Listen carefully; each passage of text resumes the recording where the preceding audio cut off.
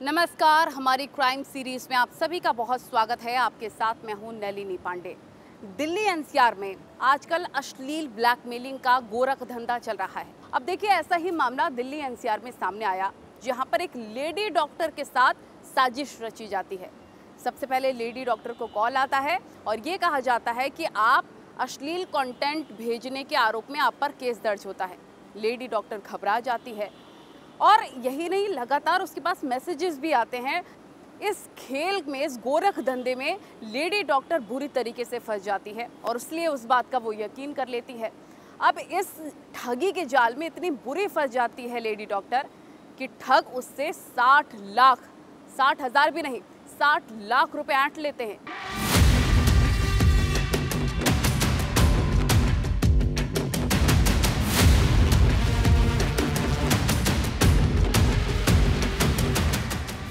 महिला doctor, cyber अपराधी, porn video का जाल और करीब 60 लाख रुपए की ठगी।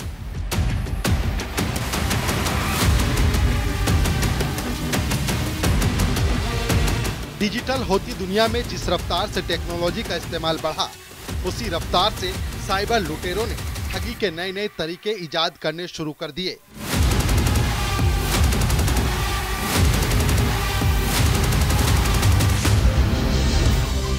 साइबर ठग ऐसा जाल बुनते हैं कि पलक झपकते ही न सिर्फ बैंक अकाउंट खाली कर देते हैं, बल्कि ऐसे लुटेरों का कई बार कभी पता तक नहीं चलता।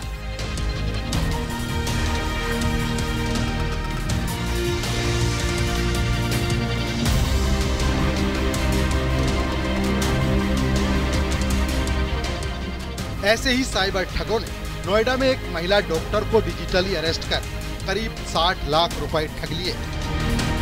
आरोपियों ने पोर्न वीडियो शेयर करने के मामले में गिरफ्तारी और मनी लॉन्ड्रिंग के केस में फंसाने का डर दिखाकर ठगी की।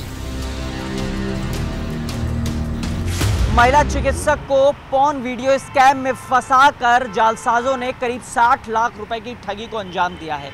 आपको बता दें कि महिला ने अपनी शिकायत में जानकारी दी है कि ट्राई यानी telephone regulatory authority of India की तरफ से कॉल आया था। कॉल दिल्ली के एक स्टेशन पर ट्रांसफर कर दिया गया और ये आरोप लगाया गया कि उनके फ़ोन से पोर्न वीडियो स्कैम के में शामिल होने और साथ ही जो पोर्न वीडियोस हैं वो शेयर की जा रही थी। दरअसल साइबर थाने में लिखित शिकायत के आधार पर महिला दिल्ली के एक अस्पताल में डॉक्टर है, जिसके पास बीती 13 जुलाई को अनजान नंबर से कॉल आई। फोन करने वाले ने खुद को ट्राई का कर्मचारी बताते हुए कॉल मुंबई के तिलक नगर थाने में ट्रांसफर कर दी। डॉक्टर को बताया गया कि पोर्न वीडियो शेयर करने के आरोप में उनके खिलाफ गिरफ्तारी वारंट जारी है। इतना ही नहीं, ठगों ने उन्हें बेटी के अपहरण की भी धमकी दी। महिला के खिलाफ वारंट जारी हो गया है। इस चीज को लेकर डराया धमकाया गया और इसी को लेकर डिजिटल अरेस्ट किया गया। 48 घंटे तक डिजिटल अरेस्ट किया गया। कई बार में महिला से करीब 60 लाख रुपए ठग लिए गए। आपको बता दें, महिला पर एनएसए राष्ट्रीय सुरक्षा कानून के तहत भी कार्रवाई का डर दिखाया गया और साथ ही महिला के बेटी के अपहरण की बात भी कही गई। स्काइप कॉल के जरिए महिला को 2 दिन तक डराया गया। आखिरकार महिला डॉक्टर ने 15 जुलाई को करीब 50 लाख रुपए ठगों के बताए खाते में ट्रांसफर किए और अगले दिन भी 10 लाख रुपए भेजे। फिर से पैसे की मांग करने पर पीड़िता को ठगी की आशंका हुई और उन्होंने सेक्टर 36 स्थित साइबर क्राइम थाने में मामले की शिकायत दर्ज कराई। आपके मोबाइल के से ऑन वीडियोस का सर्कुलेशन हो रहा है, ये कहते हुए उनको दबाव बनाया और साथ में ये भी कहा कि इससे आपके अकाउंट से हवाला और मनी लॉन्ड्रिंग का भी काम किया जा रहा है। आपके अकाउंट में जो पैसा है उसका हम वेरिफिकेशन करेंगे। ये पैसा आपके हवाला के द्वारा प्राप्त है या मनी लॉन्ड्रिंग के द्वारा आपने पैसा इकट्ठा किया है।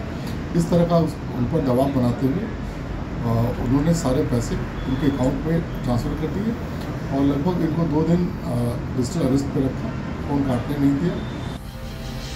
डिजिटली अरेस्ट के पुराने केसों की बात करें तो उसमें इस तरह की धमकी नहीं दी जा रही थी, जिसमें बेटी को लेकर धमकी दी जाए या जिंदगी बर्बाद करने की बात कही जाए। ऐसे में साइबर पुलिस के लिए ये घटना नई चुनौती के रूप में सामने आई है।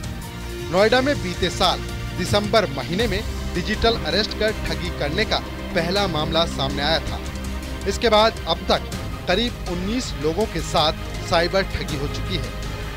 वैसे भी बीते कुछ सालों में साइबर फ्रॉड के कुछ चुनिंदा तरीके अपनाए जा रहे हैं, जिनमें डिजिटल अरेस्ट, रेप केस के नाम पर ठगी, एक्सीडेंट का डर दिखाकर हॉस्पिटल के नाम पर ठगी, फिंगरप्रिंट स्वैपिंग कर आधार से पैसे निकालना, ऑनलाइन शॉपिंग के नाम पर ठगी, OTP के जरिए ठगी। साइबर ठगी के ये वो तरीके हैं जिन्हें साइबर क्रिमिनल खूब इस्तेमाल करते हैं। बहुत कॉमन वाले साइबर क्राइम्स होते हैं, फिशिंग हो गया, मैलवेयर हो गया, फिर आपके आइडेंटिटी थेफ्ट भी एक साइबर क्राइम होता है। और जैसे अभी आपके एक साइबर क्राइम में एक नया चला था जो ट्रैफिक चालान में एक फ़ेक लिंक देते थे और उसके थ्रू आपसे पैसे भी वसूल लेते थे, वो भी एक तरह का साइबर क्राइम था। सो इस तरह के बहुत सारे साइबर क्राइम्स हैं जिनका प्रचलन आजकल भारत में बहुत तेज़ी से बढ़ रहा है।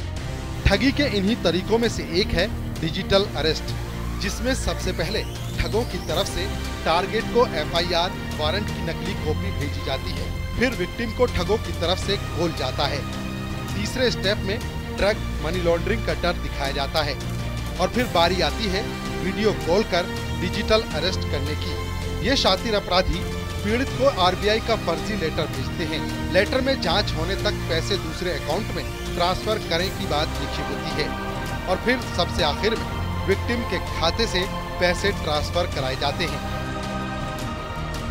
ये पूरा खेल जब तक चलता है, साइबर ठग अपने शिकार को डिजिटल अरेस्ट बनाए रखते हैं।